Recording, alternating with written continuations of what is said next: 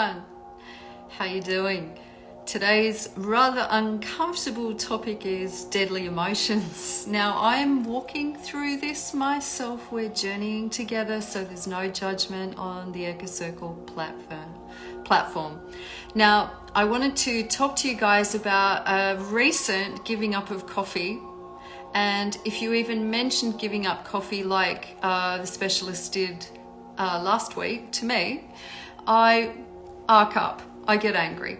I spark up. And I didn't know why. Like, I just love it. I love the ritual of it. I love the smell of it. I've given it up before. I was off it for 10 years. I've proved myself that I can live without it, but I just like it.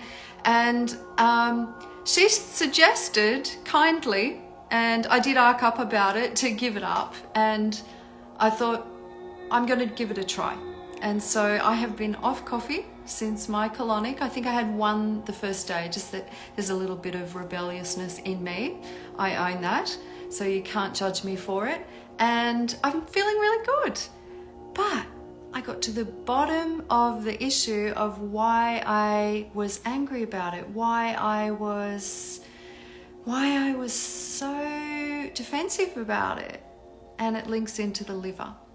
Now, the liver holds a lot of anger, repressed anger at that.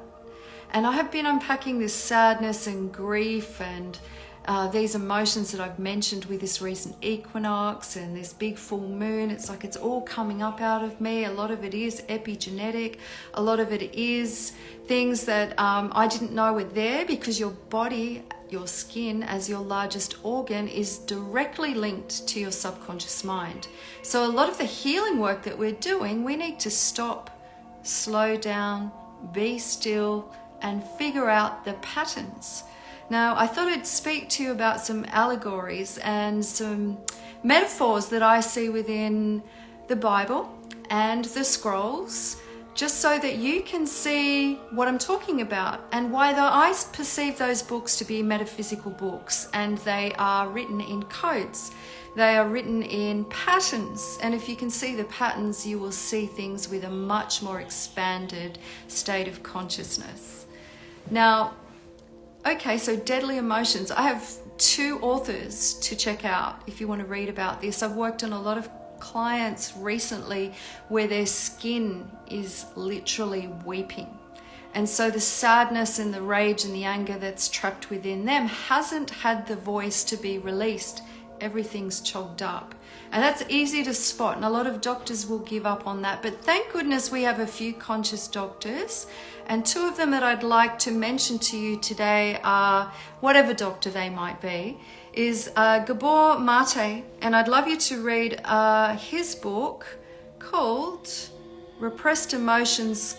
I don't know what the name of the book is actually. I had it written down. I left my notes at my studio, but he says this: repressed emotions cause disease, and it's all due to emotional repression. Now, in the colonization, listen to the word colon, we have been taught that to be polite is to hold back our emotions, where we don't see this in more ancient cultures. They're taught to grieve openly. They're taught to scream if they're angry. There's permission within their societies. And so any wonder that our cancer rates are a lot higher. And I want to show you this in the scrolls, actually, because this has been revealed to me quite some time ago, and it's very easy for me to join the dots now. And so if you or anyone else is suffering with cancer, I want you to think about these things at a metaphysical level, in that you are the energy that you are suppressing. Now, I'm very well aware that everything environmentally is also adding to the cancer trait, like our water has fluoride and chlorine in it, our food has so many toxic things in it. Anything acidic is going to feed the cancer cell. The cancer cell is not the enemy, but it's the energy that's trapped within the temple body, and I'll show you what I mean. Another doctor to read up on, he's written a book called Deadly Emotions, is Dr. Colbert. So if you're interested in learning more about how I'm seeing this from a perspective of energetics, please look up those books, grab them. They'll be great books to add to your library. And if anyone in your family is suffering, it's great for them to open their mind to working on things with different therapies, with holistic therapies. And one of those is breath work. Now, why does breath release emotions? Well, because emotions ride on the breath, and the breath links straight into the name of Yod He Vav He. Some clients, I'll teach them this, to say, that is the name, the secret name of God, which is in everything. If you're alive in this density, you have the breath of the divine in you, over you, through you. You can't see it, you can't touch it, but you can feel it. And it'll literally make give you goosebumps if you tap into the energies of it. It's beautiful. And this, we need to get to bliss state. Now, all spirits will give you goosebumps. Lower density spirits, it'll be colder. Whereas the breath of the divine is a warmer, higher vibrational heat. And so feel into the energies of that too. And I love in sound healing where energies move and flow through the body by design, as they should, when a safe space is there for somebody to process their emotions without any judgment.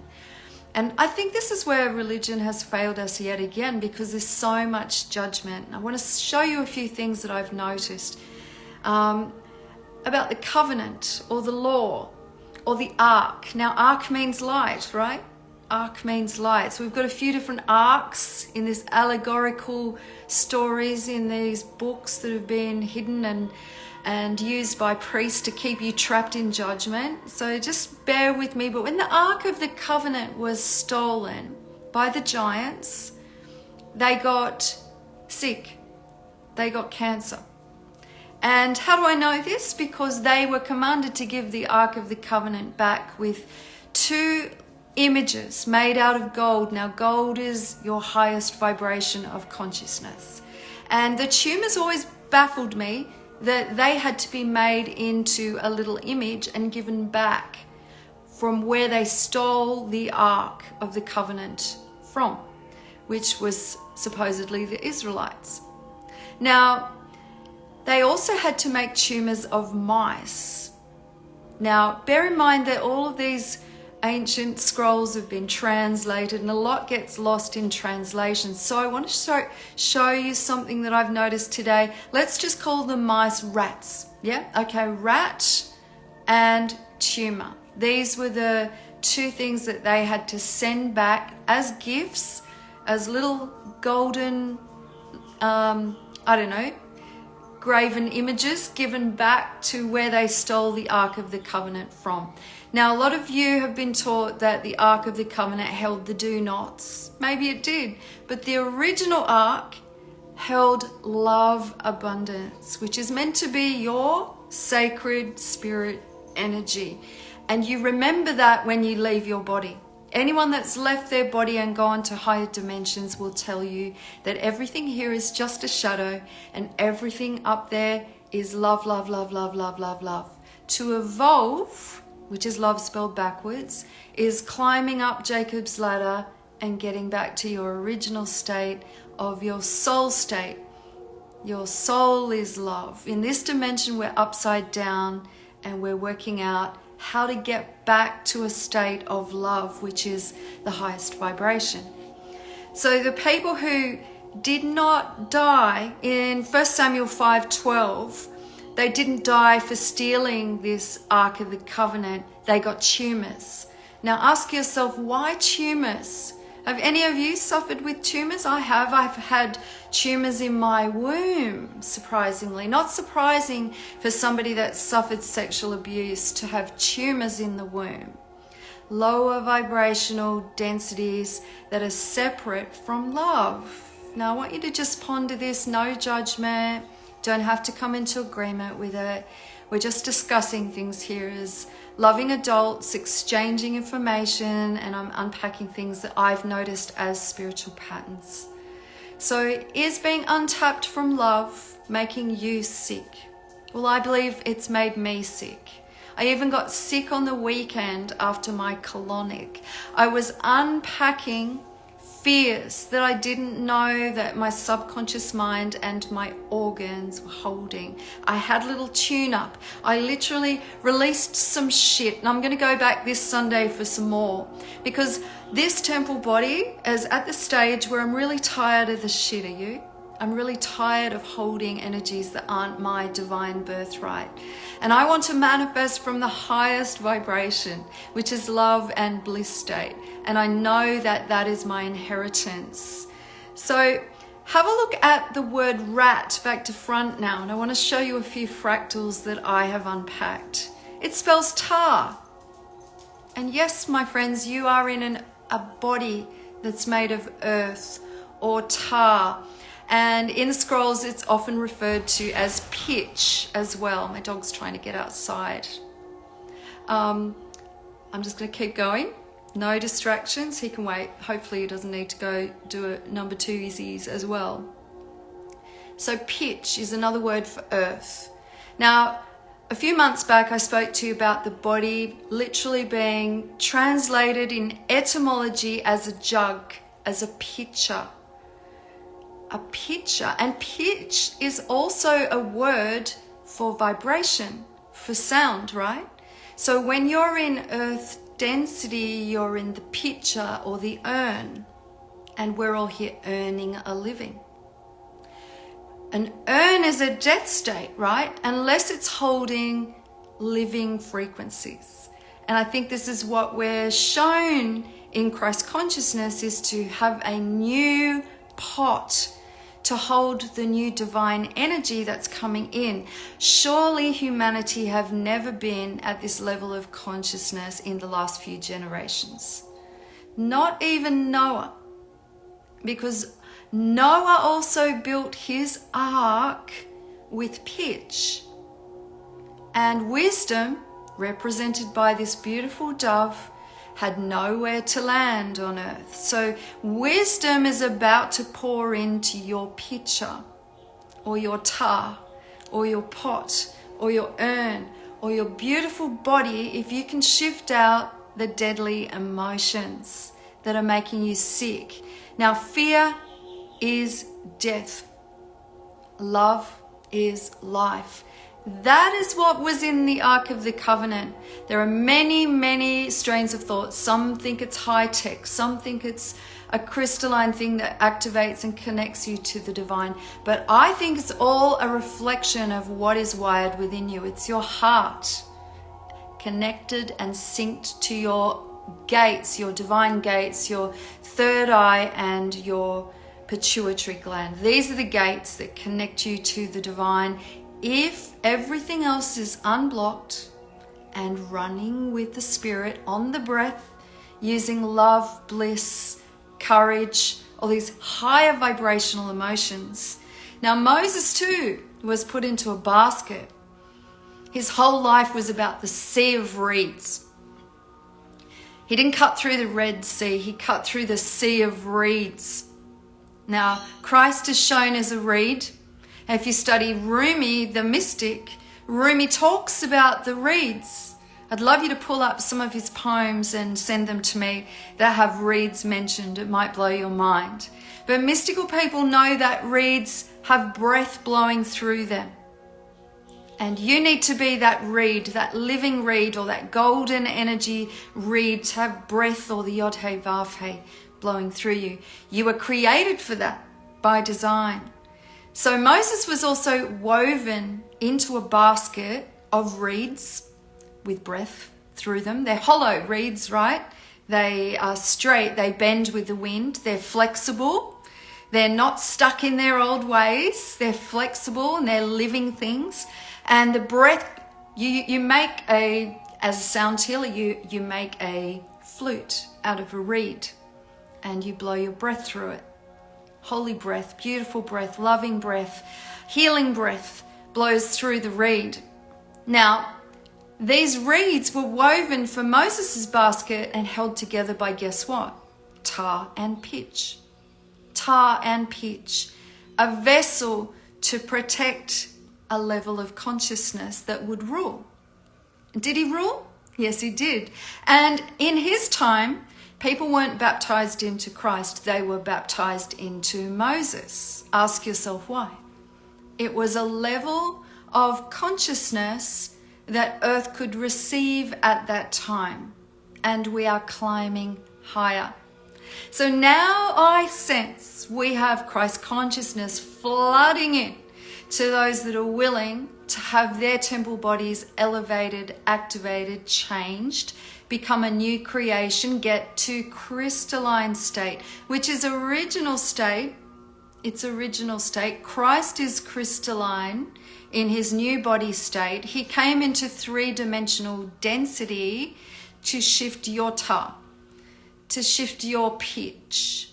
Now, I want to show you something icky. So block your ears for a minute if you have a weak stomach.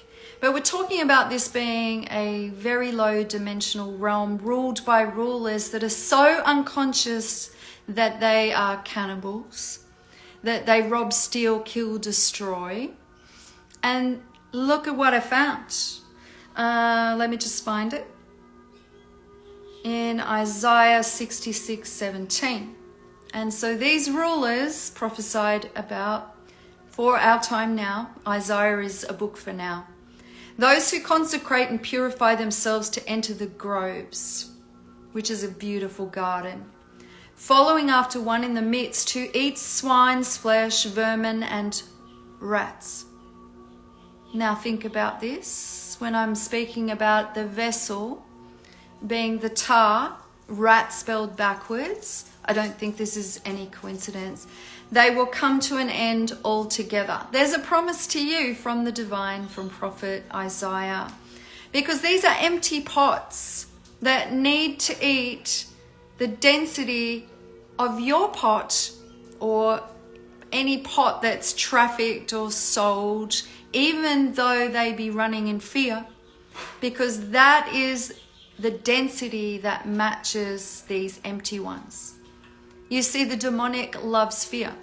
It's called loosh. So is your basket of reeds accessible for the divine breath today? This is why breath heals us. Did you know that breath is water? To breathe is water at a different state, at a higher vibrational state than the water that we drink. And this is why breathwork's taking off as an incredible holistic practice that's being revisited, not just to clear the body and make it more alkaline, but it lifts the frequency. It lifts the consciousness. And what happens when you're in fear and trauma? You can't deep breathe. You shallow breathe. Test it. I've always had trouble with breathing because I was running in my fight-flight mode permanently. How do I know? I was always busy. I was fueling up on my caffeine, on my addictions, and I was matching energies for energies. Now, if you want to know whether or not you've got deadly emotions trapped within your body today, look around your environment. This morning I've spent all morning cleaning my beautiful house. Feels good. Because I recognize that what's happening in my external is a reflection of what's happening with my internal. If you are addicted to using toxic cleaning products, you may, my beautiful soul friend, be holding some toxic emotions that's attracting you to buying that. You're emotionally attached to the smell maybe. You're emotionally attached to the advertising wave that's been programmed into you. You are emotionally attached to the fabric softness smell that your mother used. Ask yourself why. If you are using lots of toxic products on your body, you have some deadly emotions within. Ask yourself why you're emotionally attached to that vanity. Why you're emotionally attached to using something because you've been taught to use it, when you know deep inside it's not good for you. Now, hear me when I speak this. The breath, the emotion rides on water state. Spirit hovers on water. Everything that's acidic or toxic dehydrates you. Coffee dehydrates. Everything acidic dehydrates you. Sugar dehydrates. When we're emotionally distraught, we comfort ourselves with toxic foods. Unpack the emotion instead of going for the fix that's external. It's never going to fix the internal because you're matching energy with energy.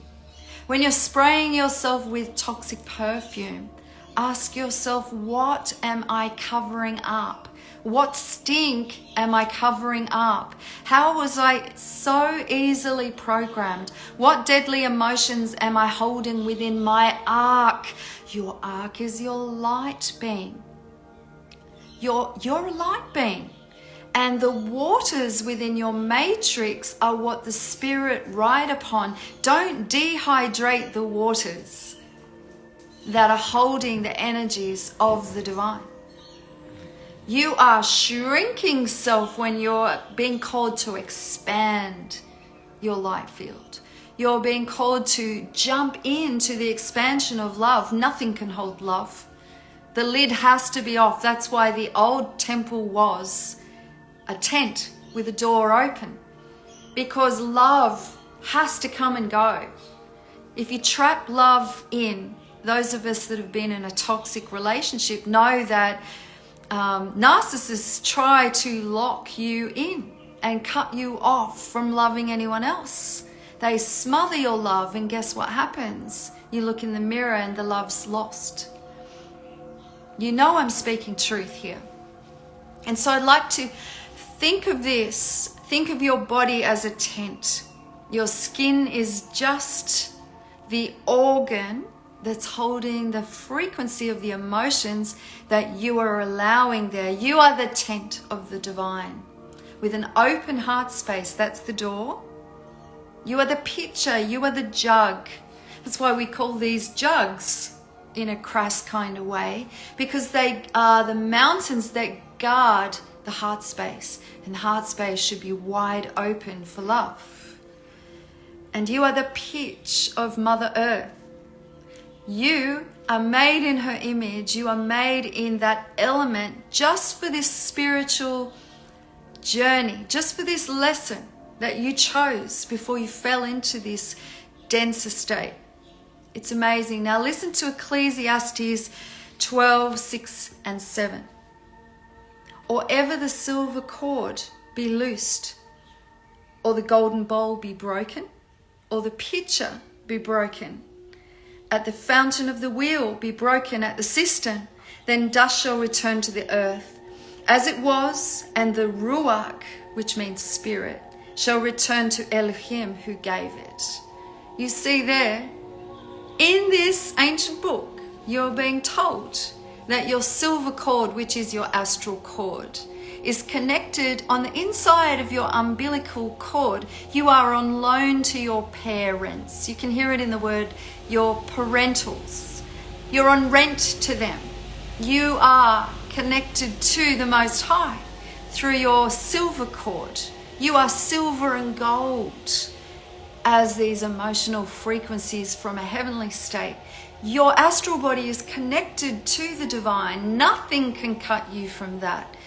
And the only thing that cuts you off at death state is off from the pitcher, off from the pot, off from the tent, off from the temple for a bit. And you float back and realize, wow, all of these dense emotions, all of this fear that I felt in my separation, I am love. I'm a pink fluffy cloud up there. I've seen myself as that in the astral. I am love. I'm a loving being. And I was just in a pot filled with fears and filled with density that I picked up along the way. None of it's mine. It's been spoken into me. It's been programmed into me.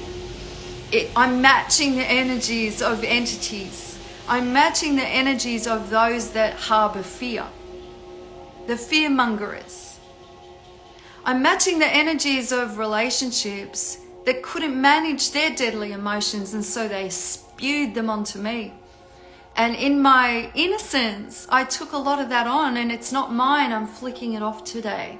Hence baptism, or the cleansing of your pot and the activating of your DNA back to original state, the washing away, giving your body a bit more water.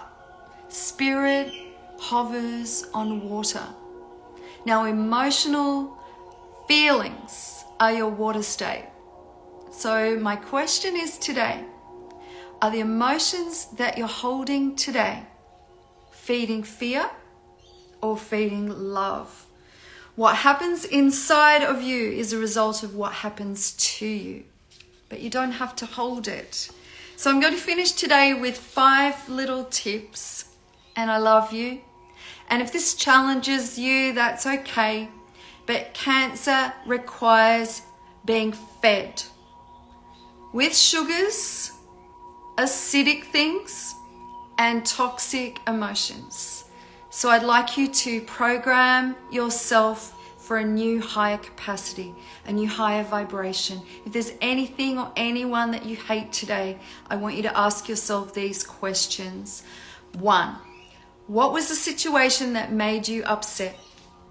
And ponder that. Please pause this, replay it, write it down. 2, what was the emotional reaction that you had? What was it? Own it.